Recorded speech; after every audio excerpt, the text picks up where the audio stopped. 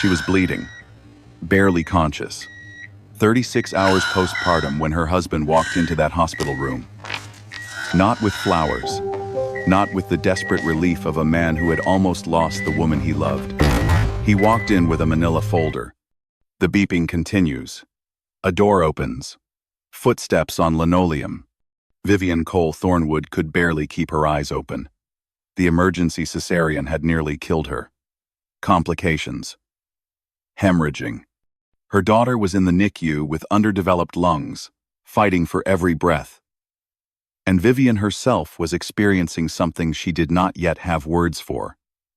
Shadows at the edges of her vision. Thoughts that did not feel like her own. The early, terrifying fog of postpartum psychosis. She heard the door open. She tried to smile, because some part of her still believed her husband had come to hold her hand. Marcus Thornwood stood at the foot of her bed. He was wearing the suit he had worn to meet with investment bankers that morning. Navy blue. Perfect fit. His face was a mask she had never seen before. Cold. Calculated. Already somewhere else. He did not ask about their daughter. He did not ask how she was feeling. He placed the folder on her bedside table, and he spoke 7 words that would haunt her for the next 12 years. I cannot take you with me where I am going.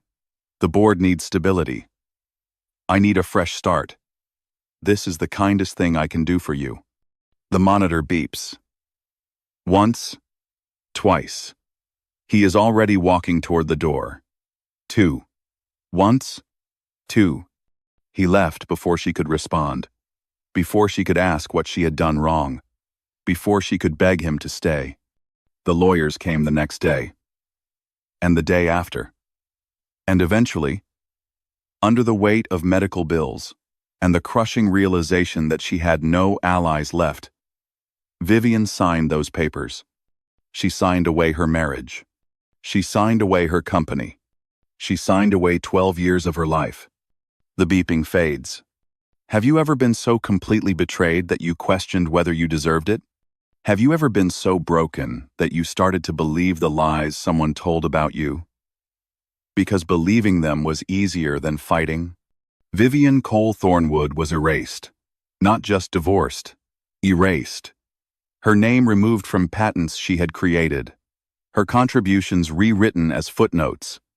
Her identity buried beneath 12 years of deliberate lies. She was told she was unstable. She was told she was worthless. She almost believed it. Almost. But here is what Marcus Thornwood did not know when he walked out of that hospital room.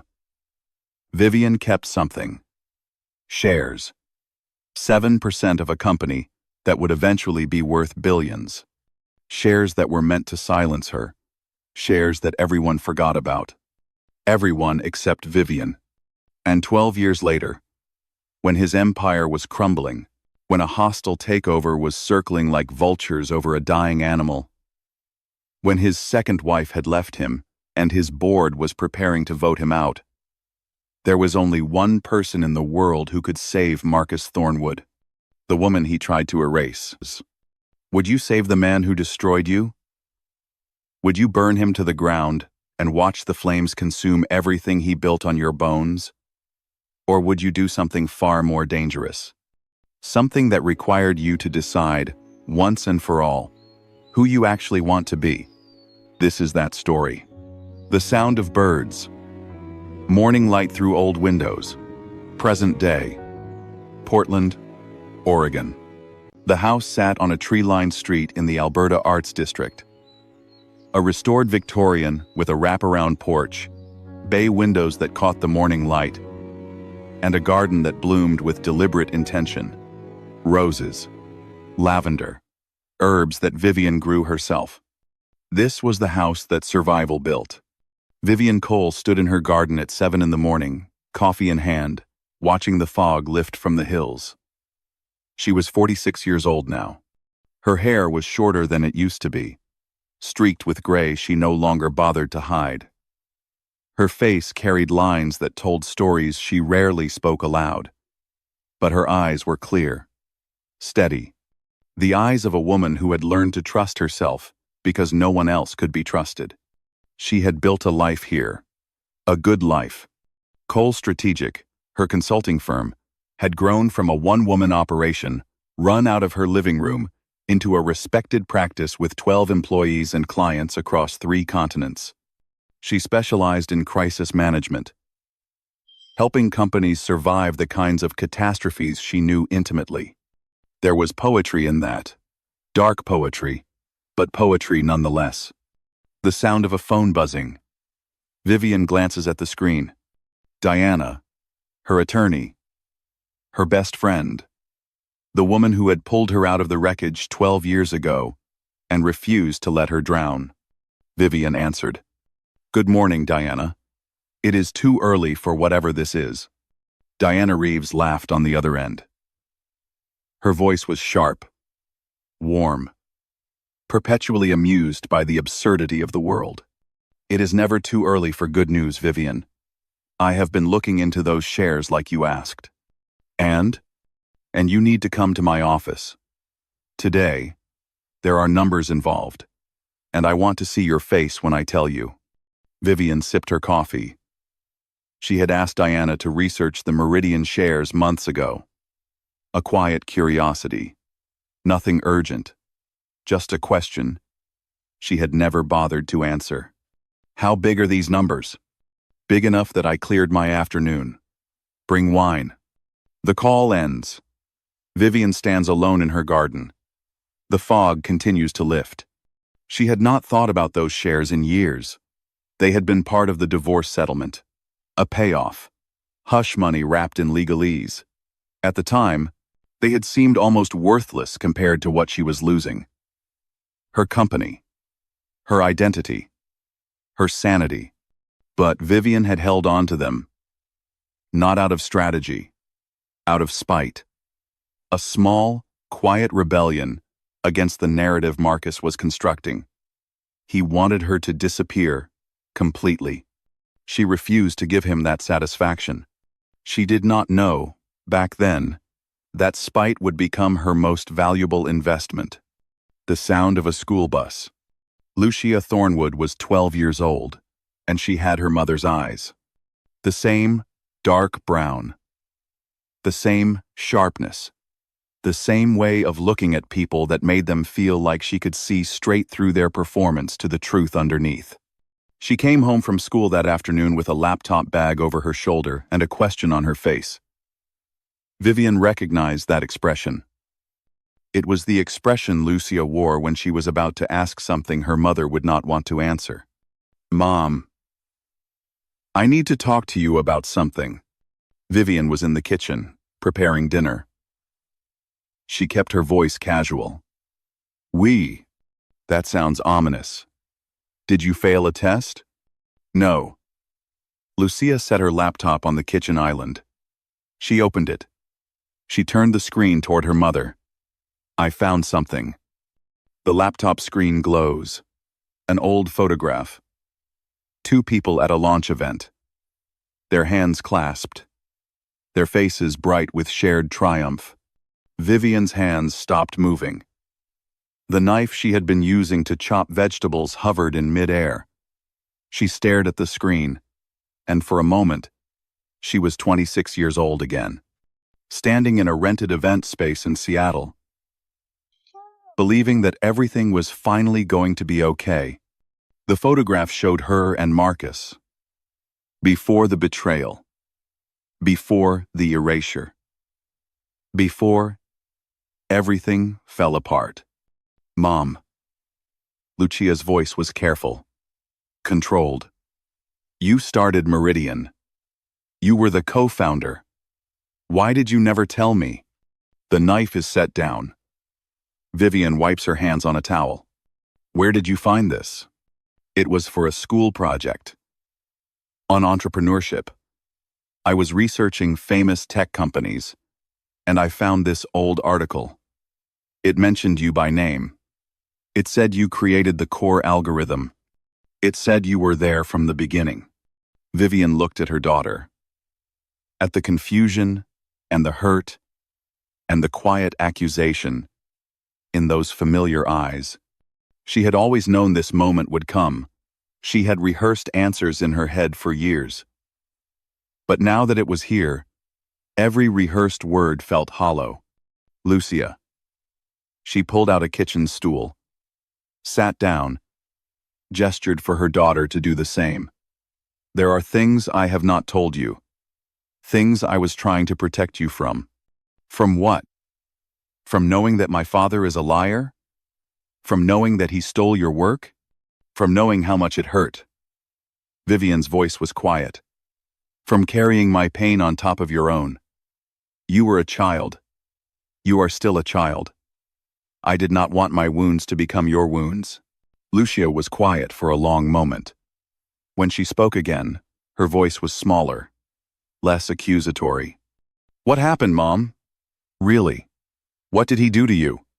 The kitchen is silent. Outside, the sun is beginning to set. And so Vivian told her. Not everything. Not the darkest details. But enough. She told her about the algorithm she had written in a cramped apartment while working 2 jobs. She told her about the partnership that became a marriage. She told her about the hospital room. She told her about being erased. When she finished, Lucia sat very still. Her face was unreadable. Processing. Calculating. Just like her mother. Finally, she spoke. Why did you not fight back? Vivian considered the question. She had asked herself the same thing 1,000 times. Because I was fighting just to stay alive. Fighting for my story felt like a luxury I could not afford. I had no money, no allies, no energy left after keeping you safe and keeping myself sane.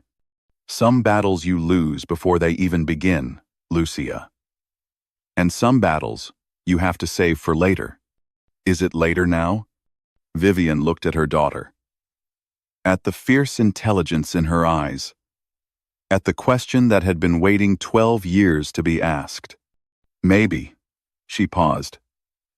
I think maybe it is. The fog rolls back in.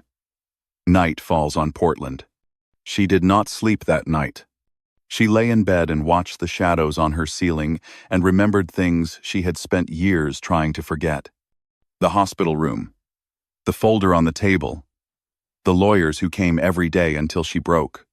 But she also remembered something else. Something she had buried even deeper. She remembered who she was before Marcus Thornwood tried to unmake her. She was Vivian Cole. Born in a working-class neighborhood of Baltimore, to a single mother who cleaned office buildings at night. She had earned a full scholarship to MIT through sheer intellectual ferocity. She had created technology that would eventually move billions of dollars across global supply chains. She had been brilliant before she ever met him. And she was still brilliant now. The next morning, she called Diana. I am coming to your office. And I have questions. The sound of traffic, an office building, elevator doors opening. Diana Reeves worked out of a converted loft in the Pearl District. Exposed brick. Original hardwood. The kind of space that said, I am successful enough to afford good taste. Diana herself was a small woman, with silver hair cropped close to her head and a wardrobe that consisted entirely of black. She had been a divorce attorney for 30 years. And she had seen every kind of cruelty that humans could inflict on each other in the name of love. She had also saved Vivian's life. Not literally, but close enough. When Vivian had staggered out of that marriage with nothing but a baby and a settlement she barely understood, Diana had been the one who caught her, who explained what had been done to her, who helped her understand that she was not crazy. No matter what, Marcus's lawyers claimed, Diana had never charged her full rate. Vivian had never forgotten. Sit down. Diana gestured to a chair across from her desk. Let me show you something. She pulled up a document on her computer. Numbers. Charts. The kind of financial analysis that Vivian used to do in her sleep. Your shares. Diana pointed at the screen. 7% of Meridian Technologies. Granted to you, as part of the divorce settlement, in exchange for surrendering your claim to intellectual property and future earnings. I remember. Do you remember what they were worth at the time? Vivian thought back. About $4 million. Paper value. The company was not public yet. Correct. Diana smiled. Do you know what they are worth now? She turned the screen so Vivian could see the number clearly. Vivian stared at it for a long moment. That cannot be right. It is right. Meridian went public 3 years after your divorce. The stock has split twice. There have been dividends, appreciation, and because those shares were placed in a trust for Lucia's education, they have been sitting there, compounding, for over a decade. Diana leaned back in her chair. Vivian, you are worth over $200 million on paper. And more importantly, you hold enough voting power to influence major corporate decisions. Combined with the right board allies, you could swing any shareholder vote you wanted. Vivian stares at the number. $200 million. She had spent 12 years believing she was a footnote in someone else's success story. She had spent 12 years thinking she had lost. Why did no one ever tell me this? Because no one was paying attention. Diana shrugged. You were erased, remember? Marcus made sure of that. The shares were buried in a trust. The trust was managed by a small firm that sent you quarterly statements you probably never read. Everyone forgot about you, Vivian. That was the point. But the shares did not forget. No, the shares did not forget. And now, they are very, very loud. Vivian stands. She walks to the window, looks out at the city. The power had been there all along, sitting in an account she never checked, growing in the dark like something waiting to bloom. What do I do with this, Diana? That depends. Diana joined her at the window. What do you want? Revenge? Justice? Money? All of the above? Vivian considered the question. It was the question she had been avoiding for 12 years. I want my daughter to know who I really am. I want my name back on what I built. And I want to stop feeling like a ghost in my own story. Then we have work to do. Diana paused. But there is something else you should know. What? Meridian is in trouble. Diana pulled out a newspaper. This morning's edition. There is a hostile takeover brewing.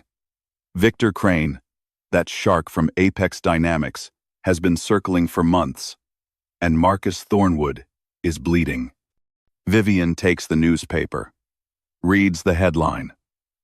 Meridian Technologies faces shareholder revolt. She looked at Diana. How bad is it? Bad enough that the board is considering replacing him. Bad enough that his second wife just filed for divorce. Bad enough that there are rumors of a very damaging exposé about to drop. Diana smiled. The smile of a woman who had waited a long time for this moment. The man who erased you is about to be erased himself. And you, my dear, are holding the pen.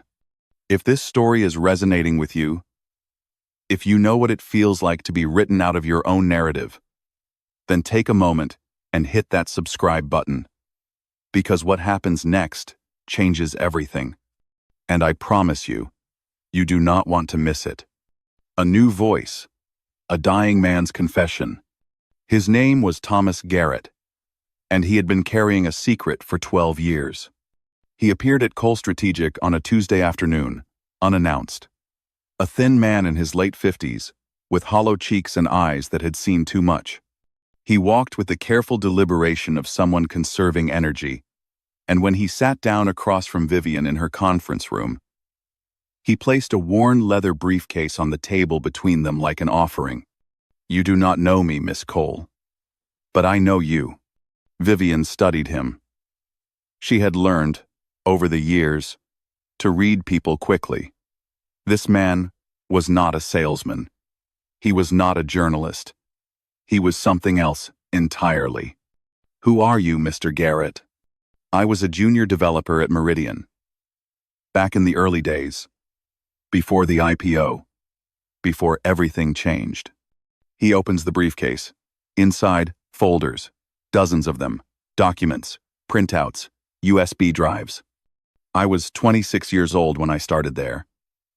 Just a kid, really. But I remember things. I remember who actually built that company, and I remember what they did to you. Vivian's expression did not change, but something shifted behind her eyes. What exactly do you remember? Thomas Garrett leaned forward.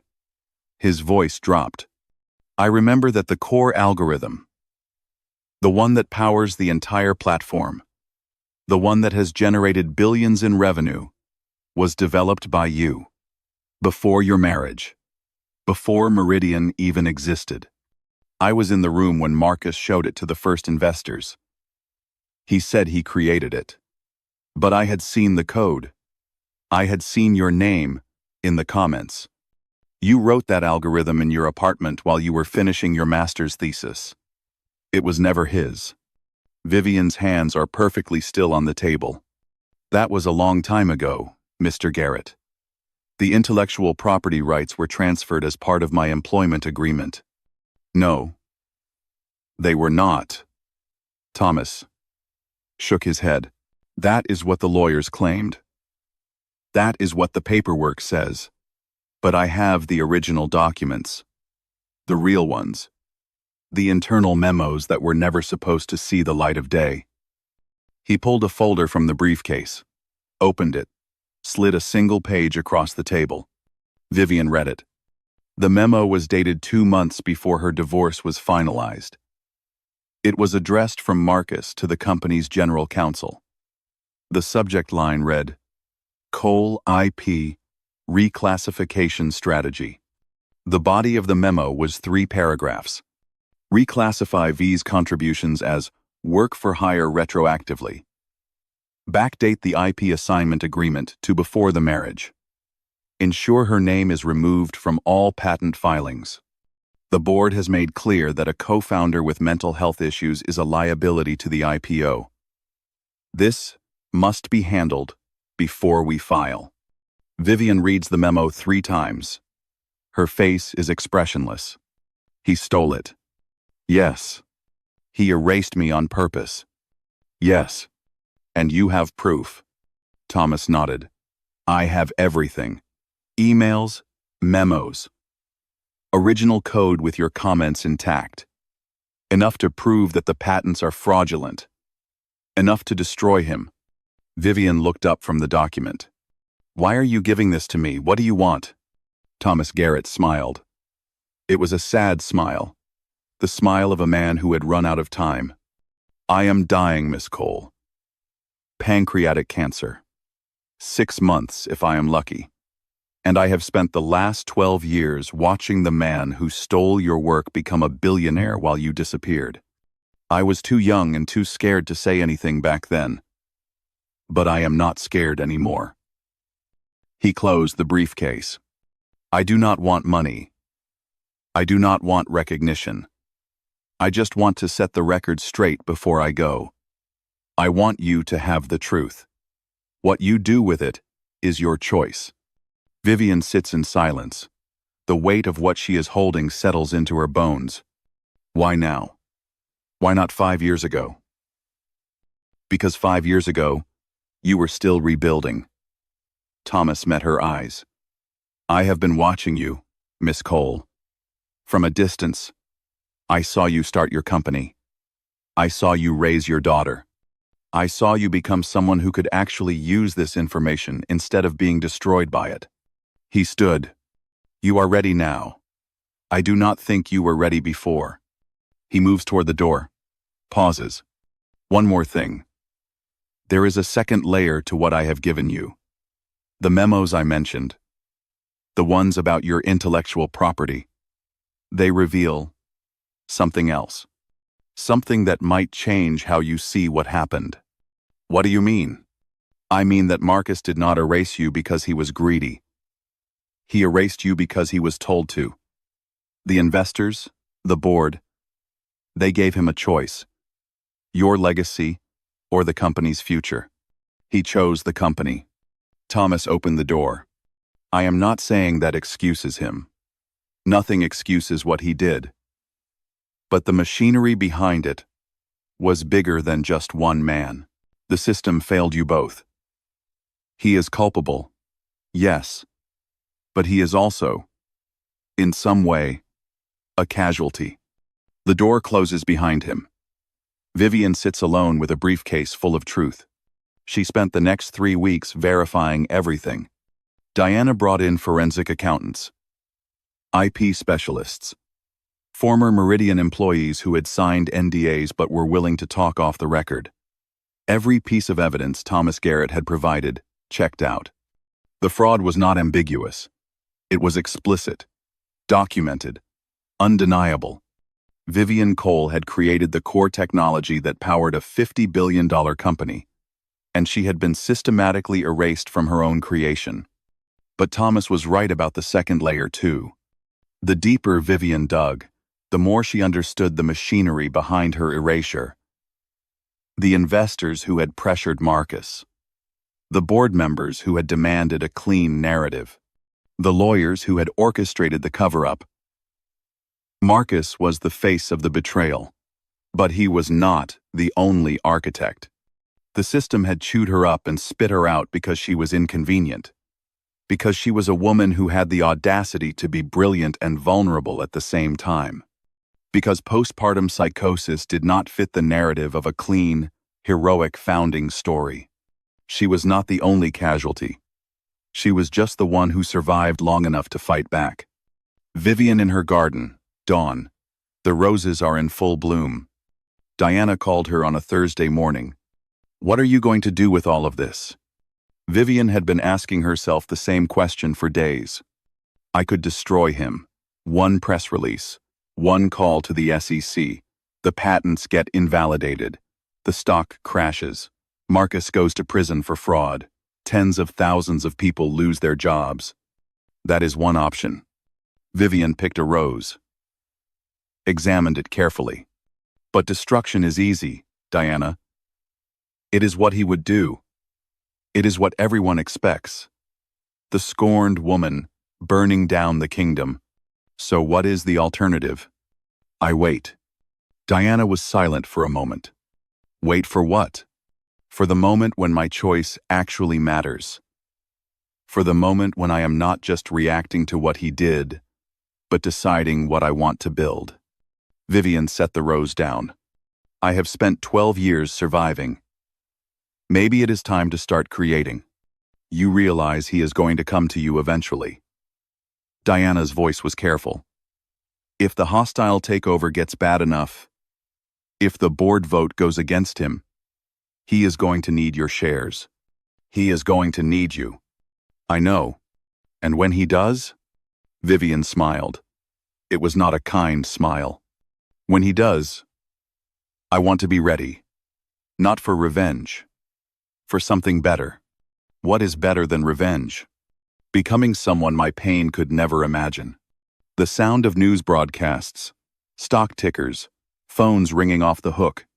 The next 3 months unfolded like a slow-motion catastrophe. Victor Crane launched his hostile takeover bid in early September. It was brutal, well-funded, and perfectly timed. Apex Dynamics had been accumulating Meridian shares for over a year, positioning itself for exactly this moment. Now, with Marcus weakened and the board divided, Crane made his move. The financial press went into a frenzy. Meridian Technologies, under siege. Thornwood empire crumbling. CEO, faces shareholder revolt. Vivian watched from Portland, tracking every development with the quiet attention of a chess player studying her opponent's moves. She watched Marcus give interviews, insisting everything was under control. She saw the cracks in his performance. The way his smile did not reach his eyes. The way his answers grew shorter and more defensive as the weeks went on. She watched his second wife, Sloan Whitmore, file for divorce in October. The papers were filed in Texas, where Sloan had already relocated to be with a tech billionaire she had been seeing for months. The tabloids had a field day, and she watched the expose drop in early November. Inside Meridian's toxic culture. The headline ran in every major publication. Anonymous sources described an environment of fear and intimidation. Multiple harassment claims that had been quietly settled over the years. Whispered accusations that the CEO had created a kingdom built on silence and complicity. The stock dropped 15% in a single day. The board called an emergency meeting. Vivian reading the news on her tablet. The headlines reflect off her face. Diana called that evening. They are going to vote him out. The board is preparing to remove Marcus and install an interim CEO. When? Next Tuesday. The vote is scheduled for 9 in the morning. And Victor Crane? He is offering a premium for the remaining shares. If the board removes Marcus, Crane will swoop in and complete the takeover. He will gut the company, sell it off in pieces, and walk away with billions. Vivian set down her tablet. What happens to the employees? Diana paused. Layoffs. Massive ones. Crane has done this before. He buys distressed companies, strips them for parts, and moves on. He does not care about the technology or the people who built it. He cares about the return on investment. And the algorithm? My algorithm? It gets sold to whoever pays the most. Probably a competitor. Probably someone who will use it without ever knowing who created it. Vivian stares out the window at the Portland skyline. So that is the choice. Let Marcus fall, and watch everything be erased anyway. Or save him, and let the erasure continue. There is a third option. Vivian turned back to Diana. Is there? Your shares, Vivian. 7%. Combined with board members who are not loyal to Crane. You could block the hostile takeover. You could change the outcome. Board members. The Vivian. And what would that require me to do? Diana's voice was careful. It would require you to walk into that boardroom and face the man who destroyed you. It would require you to make a choice about what kind of power you actually want to have. Vivian considered this. He will call me. Before the vote. He will realize I am his only option, and he will call me. Probably. And when he does? Diana smiled on the other end of the line. When he does, you get to decide whether you answer. The phone sits on Vivian's kitchen counter. It is late afternoon. Gray November light filters through the windows. The call came 3 days before the vote. Vivian was preparing dinner. Lucia was doing homework at the kitchen island. The phone buzzed, and Vivian glanced at the screen. A Seattle number. One she had not seen in 12 years. She let it ring. Once, twice, 3 times, 4. Then she answered. Hello, Marcus. On the other end of the line, silence. Then a voice she had not heard in over a decade. Older, rougher. The polish worn away by exhaustion and fear. Vivian. His voice cracked on her name. I need to see you. Please. I know what you need. The question is whether I care. The board is voting on Tuesday. If Crane wins, everything we built. I know when the vote is. I have known for weeks. I have known for weeks. Another silence. She could hear him breathing, processing, realizing she had been watching, waiting. Can I come to Portland? Please. Vivian looked at her daughter. Lucia had stopped doing homework. She was watching her mother with wide, careful eyes. You can come. Whether I let you in is another matter. She hung up before he could respond. Lucia spoke first. Was that him? Yes. Is he coming here? Yes. Lucia was quiet for a moment. Then she asked the question that had been hovering between them for months. What are you going to do, Mom? Vivian set down the knife she had been using. She wiped her hands on a towel. She looked at her daughter, at the intelligence, and the fear, and the fierce hope in those familiar eyes. I do not know yet. But I promise you, whatever I decide, I will decide it for us. Not for him. The light fades. Night falls on Portland. Somewhere in Seattle, a man who was once a king prepares to beg. This is the moment everything changes. Marcus Thornwood abandoned his wife in a hospital room 12 years ago. He stole her work and erased her name. And now he is flying to Portland to ask for her help. The question is not whether she has the power to save him. She does. The question is whether she will. And that is a question I need you to answer. If you were Vivian, what would you do? Save him and let him continue his reign? Destroy him and watch everything burn? Or find a third option nobody sees coming? Drop your answer in the comments. Because we are only halfway through this story. And I promise you, the ending is going to stay with you for a long time. The sound of rain on windows. A gray November morning. A black SUV pulling up to a Victorian house in Portland. Marcus Thornwood arrived on a Thursday morning. The rain had been falling since dawn, turning the streets silver and slick. His security detail waited in 2 black SUVs parked at the curb. An ironic reversal from 12 years ago, when Vivian could not afford a lawyer while he deployed armies of attorneys against her. Now he was the one with nothing left. He stood on her porch for a long moment before knocking. He had not slept in days. His hair was grayer than it used to be, his face thinner. The suit he wore was perfectly tailored, but it hung on him like a costume he had forgotten how to fill. The knock echoes through the house. Vivian is in her garden, visible through the side gate. She does not look up. She made him wait. She pruned her roses. She deadheaded the lavender.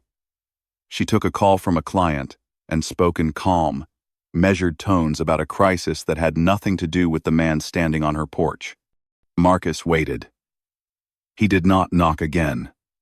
He understood, on some level, that this waiting was part of it. That every minute he stood in the rain was a reclamation of something she had lost. After 45 minutes, she walked around to the front of the house. She stood at the bottom of the porch, steps, looking up at him. He looked down at her. 12 years collapsed into that single moment. The rain continues. Neither of them moves. You look tired, Marcus. His voice was barely above a whisper. I am tired. She climbed the steps, unlocked the door, held it open. You have 15 minutes. The door closes behind them. Inside, the warmth of the house, the smell of coffee, the quiet presence of a life he had never been part of. They sat across from each other in Vivian's living room. She had not offered him coffee. She had not offered him anything. She simply sat in an armchair, across from the couch where he perched, and she waited. Marcus spoke first. You know what is happening. With the company. With the vote. I know. If Victor Crane wins, he will gut Meridian. Tens of thousands of people will lose their jobs. The technology, your technology, will be sold off in pieces. Everything we built will be gone. Vivian's expression did not change. We did not build it. I built it. You sold it. And then, you erased me. Marcus flinched. It was a small movement, barely perceptible. But Vivian caught it. She filed it away. Vivian, I am not here to defend what happened. I know what I did. I know what it cost you. Do you? She leaned forward slightly.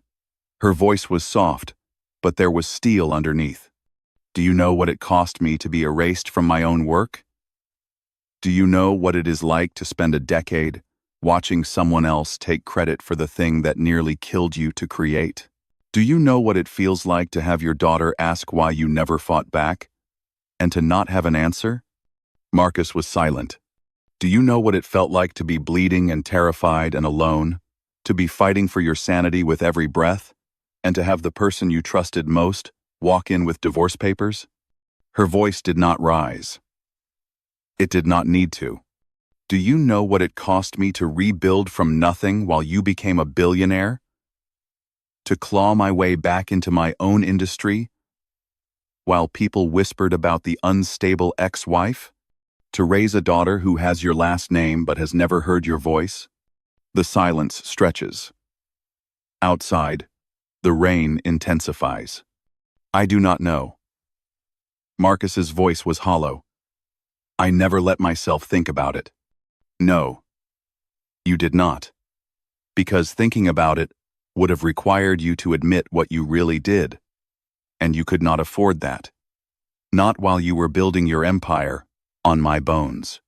She reached into the pocket of her cardigan, pulled out a folded piece of paper, unfolded it, slid it across the coffee table. Marcus looked at it. His face went pale. It was a copy of his own memo. The one about reclassifying her contributions. The one about removing her name from the patents. The one that proved, beyond any doubt, that he had stolen her work on purpose. Where did you get this? It does not matter where I got it. What matters is that I have it, along with enough documentation to prove that the core intellectual property of Meridian Technologies was stolen from me before the company went public. She watched him process this, watched the calculations running behind his eyes. You could destroy me. Yes, I could. One press release. One call to the SEC. The patents get invalidated. The stock crashes. You go to prison. And Meridian ceases to exist. But that is not why you are here. And that is not the decision I am trying to make. She stood, walked to the window, looked out at the rain. I have spent 12 years thinking about what I would do if I ever had this chance. I have imagined 100 different versions of this conversation. In some of them, I destroy you. In some of them, I forgive you. In some of them, I simply walk away and let someone else decide your fate. She turned back to face him. But none of those versions felt right, because they were all about you. And I am done making my choices about you. Then what are your choices about? Vivian looked at him for a long moment. They are about me, about who I want to be, about what I want to build, about the kind of legacy I want to leave for my daughter. Marcus sits in silence. For the first time, he is truly seeing her. Not as the woman he left, not as the wife he discarded, as the woman she became. What do you want from me, Vivian? She smiled. It was not a kind smile, but it was not a cruel one, either. It was the smile of someone who had finally found her footing. I want you to leave. I want you to go back to Seattle and wait. I will make my decision before the board vote. And if you decide to destroy me, then you will be destroyed. And you will have no one to blame but yourself. And if you decide to save me, then there will be conditions. And you will accept every single one of them, because you will have no other choice. She walks to the door, opens it. The rain pours down on the porch. Your 15 minutes are up, Marcus. He stood, walked toward the door, paused in front of her. For what it is worth, I am sorry. Vivian met his eyes. There was no warmth in her gaze. But there was something else. Something he could not quite name. Sorry is not worth anything, Marcus. Not yet. Maybe not ever. But if you want a chance to find out, you will do exactly what I say. She gestured toward the SUVs waiting at the curb. Go home. Wait for my call. And pray that I decide you are worth saving. He walks out into the rain. The door closes behind him. Vivian stands alone in her hallway, breathing slowly. The man who erased her had just looked her in the eyes and begged for mercy. And for the first time in 12 years, she felt something she had almost forgotten. She felt powerful. Night falls on Portland. The rain continues. Inside the Victorian house, Vivian sits alone, with the weight of a kingdom in her hands. Marcus Thornwood just begged for his life. He sat in Vivian's living room and asked her to save the empire he built on her bones. And she told him to wait. The board vote is in 4 days. Victor Crane is circling like a vulture, and Vivian is holding 2 documents, one that could save Marcus, one that could destroy him completely. But this decision is not about him. It never was. This decision is about who Vivian wants to become. And that is the hardest question of all. The sound of wind through bare trees, a clock ticking in an empty room, the weight of a decision that has not yet been made. The days between Marcus's visit and the board vote passed like years. Vivian moved through them in a state of suspended animation. She cooked dinner for Lucia and helped with homework and maintained the careful routines that had kept her sane for 12 years. But underneath the surface, a war was raging. She had the power now. Real power. The kind of power that could reshape destinies and rewrite endings. The kind of power she had dreamed about in her darkest moments, when the weight of her erasure felt like it would crush her completely, and she had no idea what to do with it. Vivian at her desk. Late at night, 2 documents in front of her. The proxy authorization. The press release. Diana came over on Saturday evening, 2 days before the vote. She brought wine and Thai food and the particular kind of blunt honesty that only a 30-year friendship can produce. They sat in Vivian's living room, the documents spread across the coffee table between them, and Diana said what she had been thinking for weeks. You know what I think you should do. Vivian took a sip of wine. You think I should destroy him. I think he deserves to be destroyed. Diana set down her glass. I was there, Vivian. I was there when you could barely get out of bed. I was there when you had panic attacks in my office because you could not understand how someone who claimed to love you could be so cruel. I watched you put yourself back together, piece by piece, while he built an empire on your work and pretended you never existed. Her voice was fierce, protective, the voice of a woman who had spent a decade watching her best friends suffer. He does not deserve your mercy. He does not deserve your help. He deserves to watch everything he built crumble around him while you stand in the ashes and remind him exactly who created the foundation. Vivian was quiet for a long moment. And then what? What do you mean? And then what?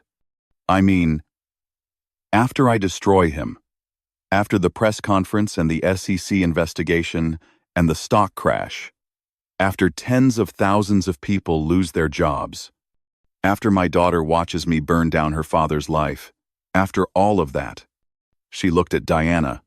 What do I become? You become someone who got justice. Do I? Vivian shook her head slowly. Or do I become someone who spent the rest of her life defined by what he did to me? Someone who poured all of her power into destruction instead of creation? Someone who taught her daughter that the only thing you can do with pain is pass it on? Diana was silent. I have been thinking about this for weeks, Diana, running through every scenario. And here is what I keep coming back to. Destruction is easy. It is satisfying. It would feel incredible for about 15 minutes. and then I would have to live with it for the rest of my life. So what is the alternative? Let him get away with it? Pretend it never happened?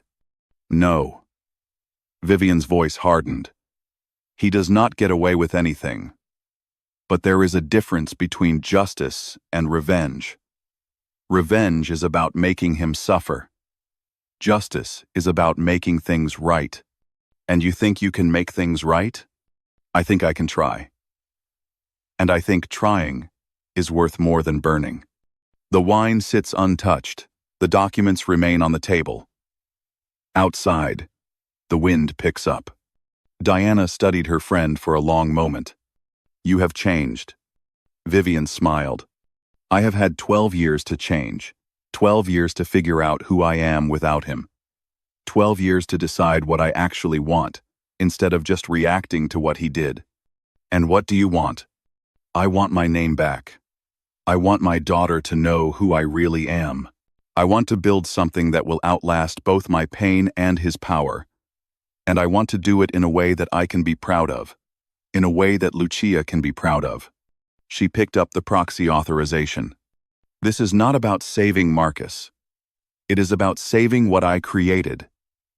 And maybe, in the process, creating something new. Diana was quiet for a long time. Then she reached across the table and took Vivian's hand. You are a better person than I am. No. I am just a more tired person.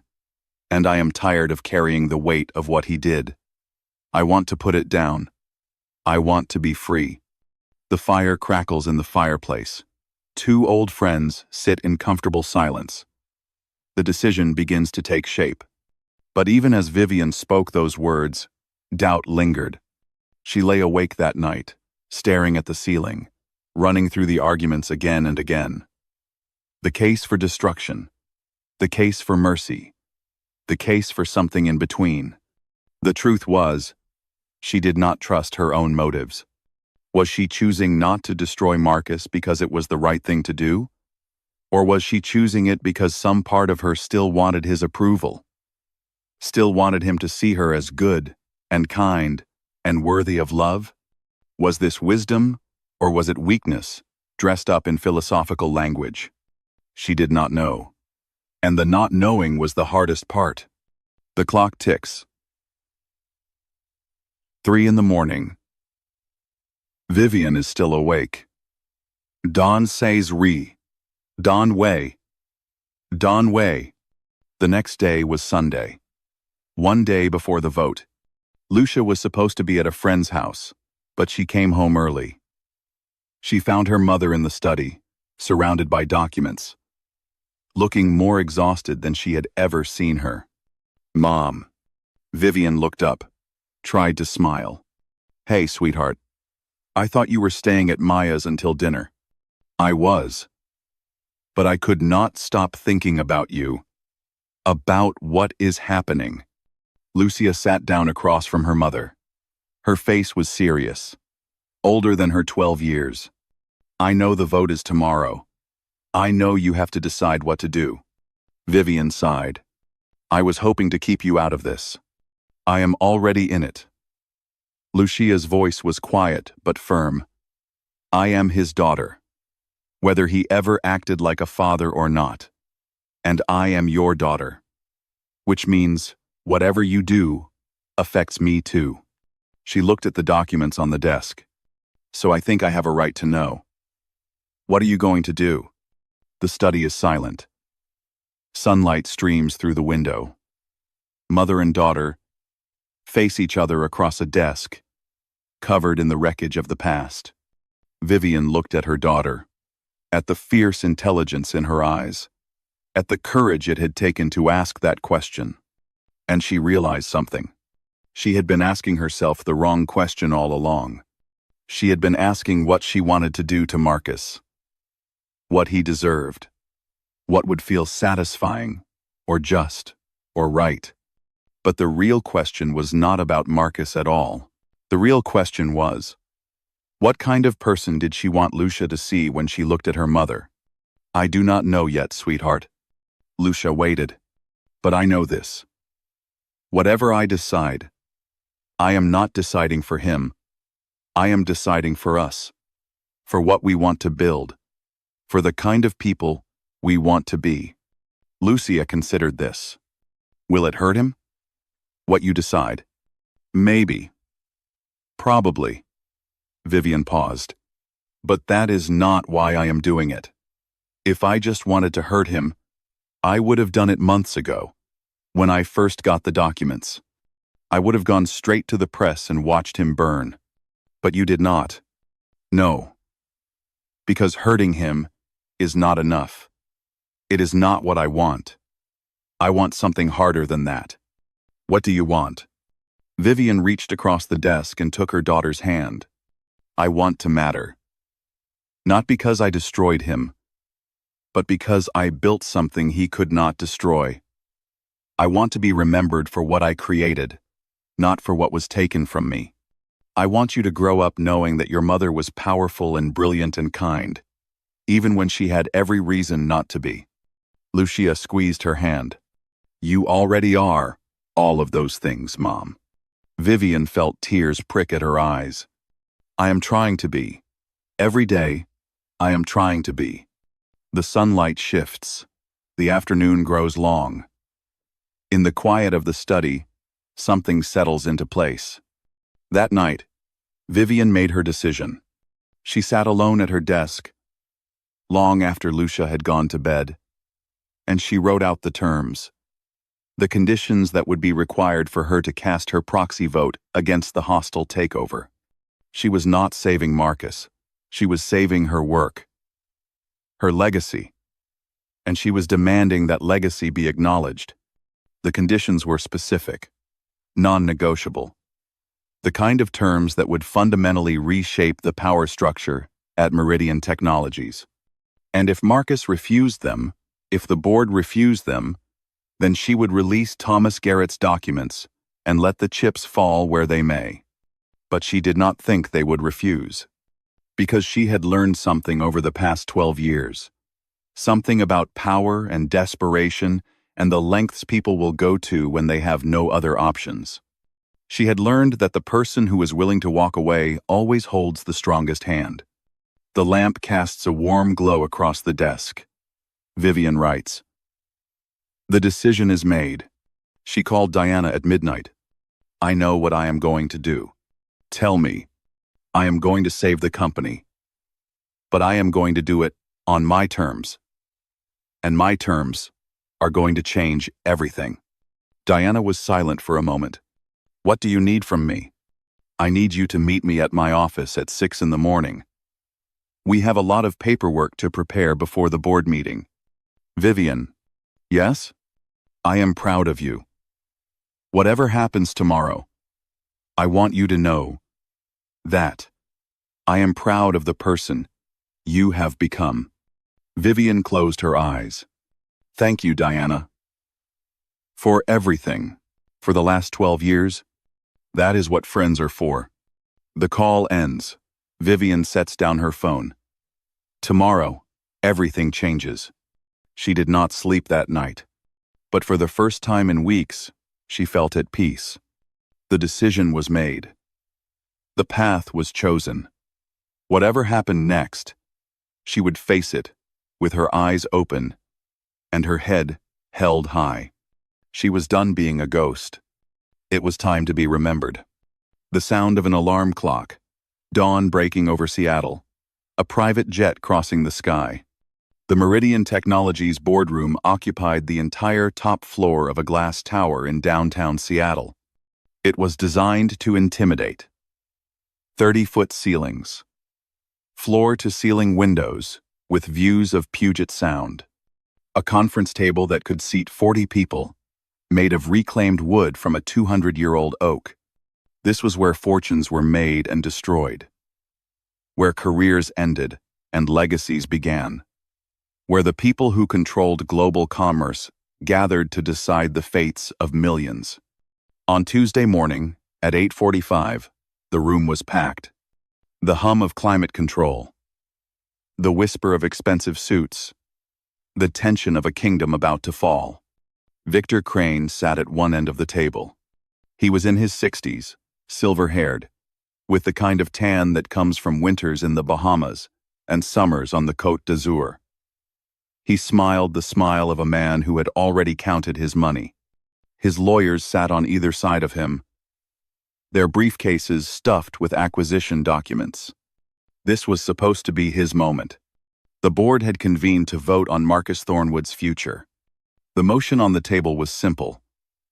Remove the founder as CEO, install an interim leadership team, and open negotiations with Apex Dynamics for a full acquisition.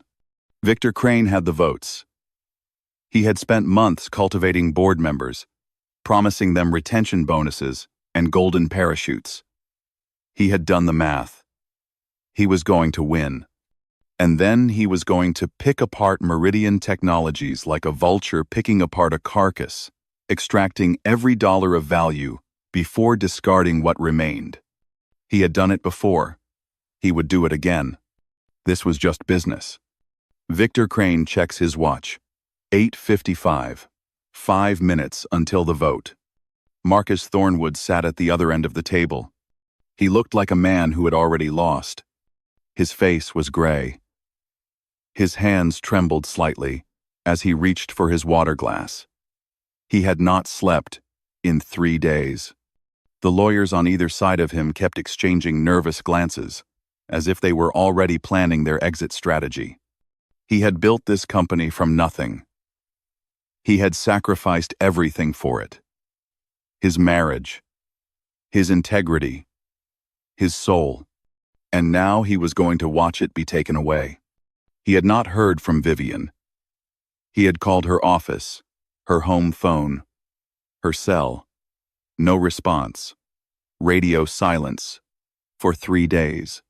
He did not know if she was coming. He did not know what she would do if she did. He only knew that he had no other options. The clock on the wall ticks toward 9.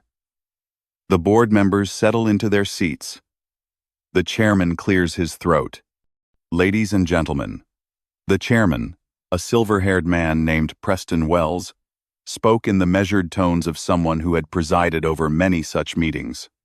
We are here to consider a motion to remove Marcus Thornwood as CEO of Meridian Technologies and to begin acquisition discussions with Apex Dynamics. Before we proceed to the vote, are there any final statements? Victor Crane leaned forward. I think we all know what needs to happen here. Marcus has run this company into the ground. The stock is down 40% from its peak.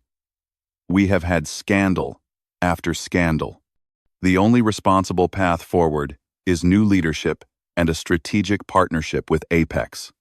He smiled that predator's smile. I am prepared to offer a premium for your shares. 10% above market value. That is real money, ladies and gentlemen. And it is guaranteed. The board members shifted in their seats. Some of them looked tempted. Some of them looked resigned. None of them looked at Marcus. The clock strikes 9. The chairman prepares to call for the vote. Are there any other statements before we proceed? Silence. The chairman nodded. Very well. In that case, let us move to... The door opened. Every head in the room turns. The silence is absolute. Vivian Cole Thornwood stood in the doorway. She was wearing a charcoal gray suit that fit her like armor. Her hair was pulled back from her face. Her expression was calm, composed, completely unreadable. She held 2 documents in her hand. I apologize for the interruption. Her voice carried across the room. Quiet, but absolutely steady. But given that I am the largest individual shareholder not currently represented in this room, I thought you might want to hear what I have to say. The board members stare. Victor Crane's smile falters.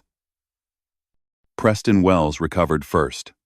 Mrs. Thornwood, this is highly irregular. This meeting is for board members and their representatives only.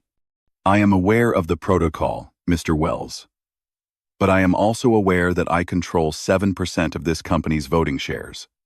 And unless I am mistaken, Those shares are going to determine the outcome of whatever vote you are about to take.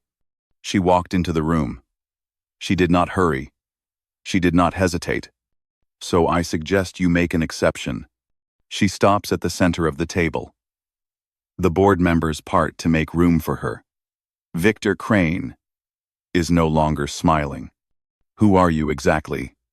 Crane's voice was sharp, suspicious. Vivian turned to face him. I am Vivian Cole. I was the co-founder of this company. I created the core algorithm that powers your entire platform. And I was erased from my own work 12 years ago by the man sitting at the end of this table. She did not look at Marcus. You probably have never heard of me, Mr. Crane. That was by design. But I assure you, I am very real. And I am here to have a say in what happens to the company I built. The room is frozen. No one moves. No one speaks. Vivian placed her 2 documents on the table. The first document is my proxy authorization. I am prepared to cast my shares against the hostile takeover and in support of continued independent operation of Meridian Technologies. Preston Wells leaned forward. That would block the acquisition. Your shares, combined with existing board members who oppose the deal, would be sufficient to prevent Apex from acquiring a majority stake. That is correct. Victor Crane's face hardened. And why would you do that? You just said this company stole your work. Why would you save it? Vivian smiled. It was not a warm smile. I am not saving it, Mr. Crane. I am claiming it. She picked up the second document. This is a summary of evidence proving that the core intellectual property of Meridian Technologies was fraudulently obtained. Specifically, it proves that the foundational algorithm powering your supply chain platform was created by me before my employment with this company, and that my contributions were systematically reclassified and backdated to strip me of credit and ownership. She let that sink in. I have the original code. I have the internal memos authorizing the cover-up. I have witness testimony from former employees who are prepared to go on the record. This evidence is sufficient to invalidate the core patents, trigger SEC investigations, and expose this company to billions of dollars in liability. The board members are pale. Victor Crane looks like he has swallowed something bitter. You are threatening us. Crane's voice was low. No. I am informing you. I am telling you what I have and what I am prepared to do with it. The threat is in your own imagination. She turned to address the full board. I am prepared to not release this information. I am prepared to cast my shares against the hostile takeover and allow Meridian Technologies to continue operating as an independent company. But I have conditions. The room waits. The only sound is the distant hum of the climate control system. Condition 1. Marcus Thornwood will step down as CEO within 18 months. He will transition to a ceremonial board advisory role with no operational authority. The board will appoint a new CEO through a proper search process. Marcus's face did not change. He had known this was coming. Condition 2. My name will be publicly restored to all company materials as co-founder. The founding narrative will be corrected. Press releases will be issued, acknowledging my role in the creation of the core technology. I will be given the recognition I was denied. Some of the board members nodded. This was not unreasonable. Condition 3. Meridian Technologies will establish a foundation for women entrepreneurs, specifically those facing medical or mental health challenges during critical business moments. The foundation will be funded with 5% of annual profits for the next 10 years. I will chair the foundation's board. And well, the Strongland rating 16. A murmur ran through the room. Condition 4. My daughter, Lucia Thornwood, will receive her rightful inheritance, not just financial assets, but the acknowledgement that her mother's name belongs on the legacy of this company. Vivian looked around the table. These are my terms. They are non-negotiable. You have 15 minutes to discuss among yourselves. She does not sit. She stands at the center of the room, waiting. Victor Crane stood. This is absurd. You cannot walk in here and dictate terms to this board. You are not even a member. No. But I am the person who determines whether you spend the next decade in litigation or walk away with a functioning company. She met his eyes. Your offer was 10% above market value, Mr. Crane. My offer is that there is still a company left to sell. 10 years from now. I think mine is better. Crane's jaw tightens. He knows he has lost. Preston Wells spoke carefully. The board will need a few moments to discuss these terms. Of course. I will wait outside. She walked toward the door. Paused. Turned back. One more thing. I am not doing this for revenge. If I wanted revenge, I would have released these documents to the press 3 months ago and watched you all scramble. I am doing this because someone has to build something better, and I have decided it is going to be me. She walks out. The door closes behind her. The boardroom erupts into whispered chaos. 14 minutes later, the door opened. Preston Wells stood in the doorway. Mrs. Cole. The board has reached a decision. Vivian followed him back into the room. The atmosphere had changed. Victor Crane was gathering his papers, his face tight with barely concealed fury. The other board members looked shaken, but resigned. The vote was 12-3 against the hostile takeover. Your conditions have been accepted. Vivian nodded. All of them? All of them. Marcus will begin the transition immediately. The foundation will be established within 90 days. And your name will be restored to all company materials, effective today. She looked at Marcus. He was still sitting at the end of the table. He had not spoken since she entered the room. His face was unreadable, but his eyes were different than they had been 3 days ago in her living room. There was something in them that looked almost like recognition. The board members begin to file out. Victor Crane leaves without a word. Soon, only Vivian and Marcus remain. Marcus spoke first. You saved me. No. Vivian's voice was even. I saved my work. You just happened to benefit. He was silent for a moment. The conditions. They are fair. More than fair. After what I did, you could have asked for anything. I could have. But I did not want anything. I wanted this. My name. My legacy. The chance to build something that matters. She looked at him. Really looked at him.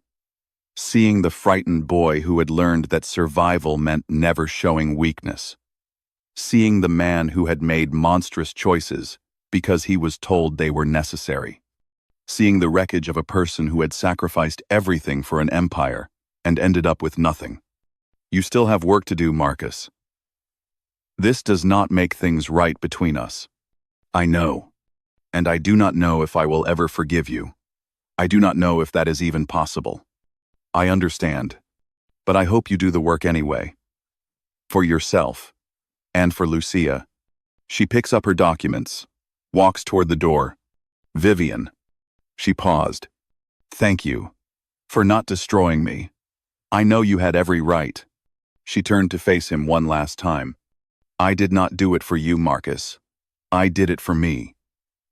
Because I am tired of being defined by what you took.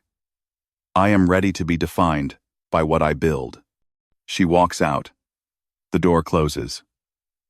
Marcus sits alone in the boardroom where he built his empire, surrounded by the ruins of everything he thought he wanted. The sound of applause, camera flashes. 6 months later. The Meridian Technologies annual summit was held in a converted warehouse in Seattle's South Lake Union district. 3,000 people filled the space. Employees, investors, Press. Industry observers who wanted to witness the new era of a company that had nearly been dismantled just 6 months earlier.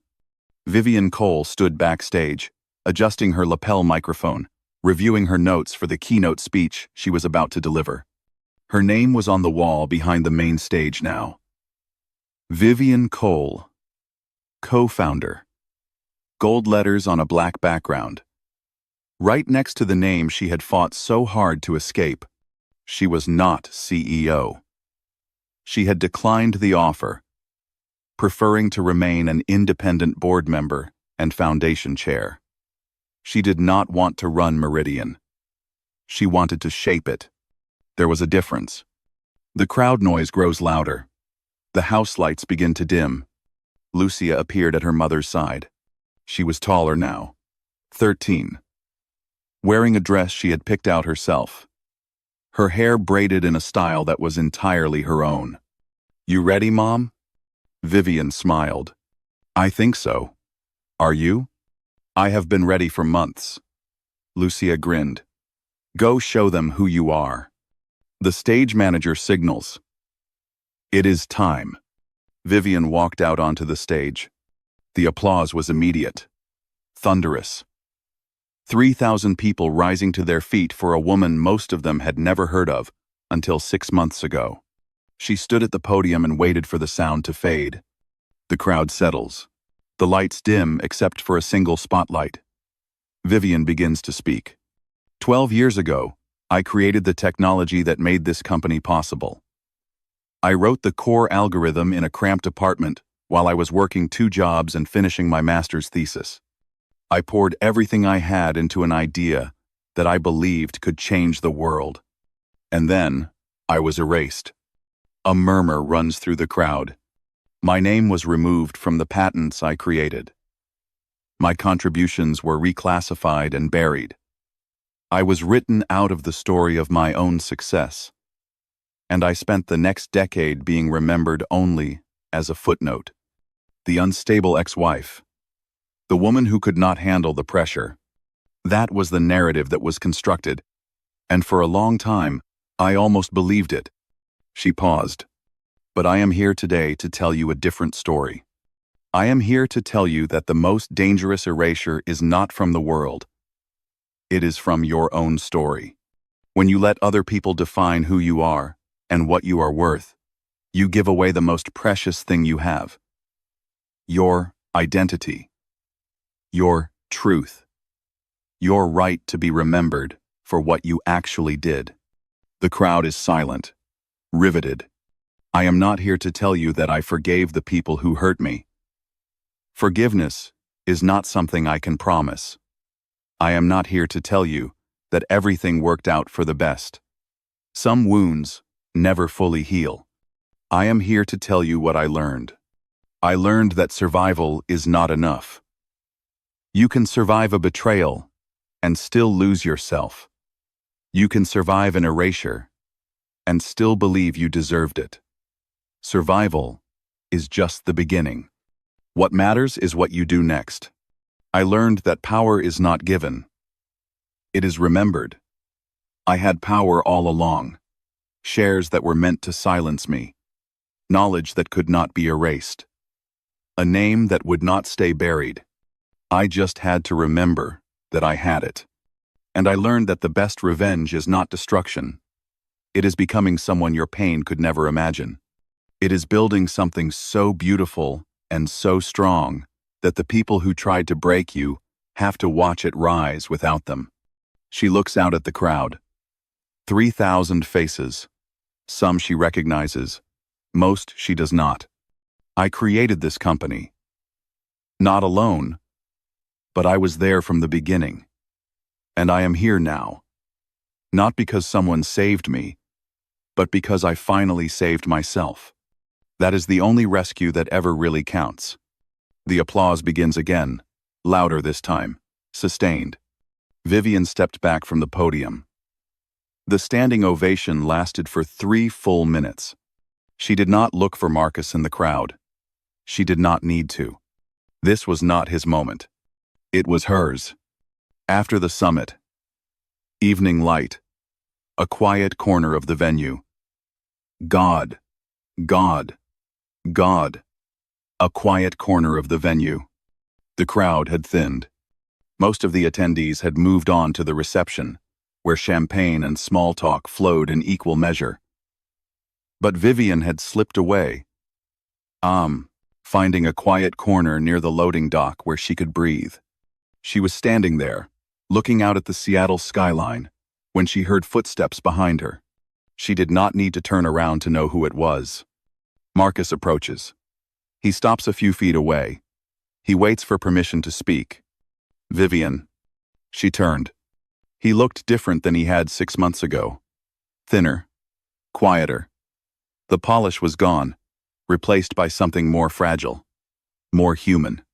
Marcus. Your speech. It was. He paused, searching for words. It was extraordinary. Thank you. They stood in silence for a moment. I have been seeing someone. A therapist. Marcus's voice was hesitant, unused to this kind of vulnerability. She is helping me understand what I did, why I did it. Vivian waited. I do not expect you to forgive me. I am not sure I will ever forgive myself. But I wanted you to know. I am trying to become someone who would not have made those choices. Vivian considered him for a long moment. That is your work to do, Marcus. Not mine. I know. But I hope you do it, for your sake, and for Lucia's. She saw him flinch at their daughter's name. She deserves a father who is worth knowing. Right now, you are not that person. But you could be. Would you ever let me know her? Vivian had been expecting this question for months. She had rehearsed her answer 100 times. That is not my decision to make. It is hers. And she is old enough to start making it. She met his eyes. But I need you to understand something, Marcus. If you hurt her, if you disappear again, if you make promises you cannot keep, there will be no third chance. Do you understand? I understand. She held his gaze for a long moment. Then she nodded.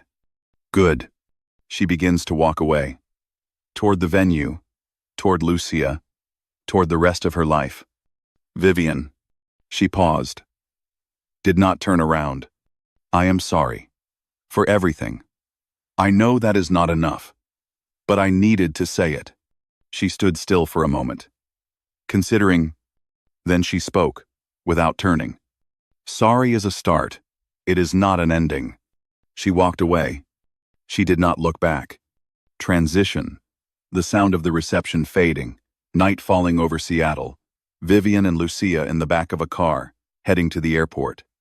Lucia was quiet on the drive to the airport. Vivian gave her space. She knew her daughter was processing. There was a lot to process. Finally, Lucia spoke. Mom, did he talk to you? After the summit? Yes. What did he say? He said he is trying to change. Vivian looked at her daughter. He asked if he could know you. Lucia was quiet again. What did you tell him? I told him it was your decision. Not mine. The city lights slide past the window. Mother and daughter, side by side. Do you think he means it? Lucia's voice was small. That he is trying to change? Vivian considered the question carefully. I think he wants to mean it. Whether he actually does the work is another question. What do you think I should do? Vivian reached over and took her daughter's hand. I think you should take your time. You do not have to decide anything right now. You are 13 years old. You have the rest of your life to figure out what kind of relationship you want with him. Or if you want one at all. Were you scared? Lucia asked. Going into that boardroom? Vivian smiled. Terrified. You did not seem scared. You seemed like you owned the place. That is the secret, sweetheart. Courage is not the absence of fear. Courage is being scared out of your mind and doing what you need to do anyway. The car pulls up to the airport terminal. Vivian and Lucia gather their bags. Mom. Yes? I am proud of you. Lucia's voice was fierce. More proud than I have ever been of anyone. Vivian pulled her daughter close. And I am proud of you. For asking the hard questions. For pushing me to tell you the truth. For being braver than I was at your age. They held each other for a long moment. Then Lucia pulled back, grinning. Can we get ice cream on the plane? Vivian laughed. We can get whatever you want. They walk into the terminal together. Mother and daughter. Survivor and witness. This was not a story about a man who begged and was saved. It was a story about a woman who was broken and chose to build something unbreakable. Marcus Thornwood may change. He may do the work. He may become someone his daughter is proud to know. Or he may not. That is his story to write. Vivian's story was always about something else. It was about the question of what you do with your pain. Do you let it define you? Do you let it destroy you? Or do you turn it into something that can never be taken away? The airplane levels off above the clouds. Vivian looks out the window. Lucia has fallen asleep against her shoulder. The most dangerous erasure is not from the world. It is from your own story. Vivian Cole Thornwood refused to be a footnote. She refused to be a ghost. She refused to let the worst moment of her life become the only moment that mattered. And in the end, she did not just reclaim her legacy. She created one that will outlive everyone who tried to take it from her. The stars shine through the airplane window. Endless. Ancient. Full of possibility. 8. She walked out of that boardroom not as a woman who had been saved, but as a woman who had finally saved herself. And in the end, that is the only rescue that ever really counts. Final pause. The sound of the airplane engines. The breathing of a sleeping child. The heartbeat of a woman at peace. If this story moved you, if Vivian's journey meant something, then take a second to hit that like button and subscribe to the channel. Every time you do, you help us tell more stories like this one.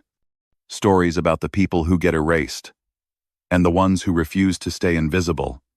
I read every single comment.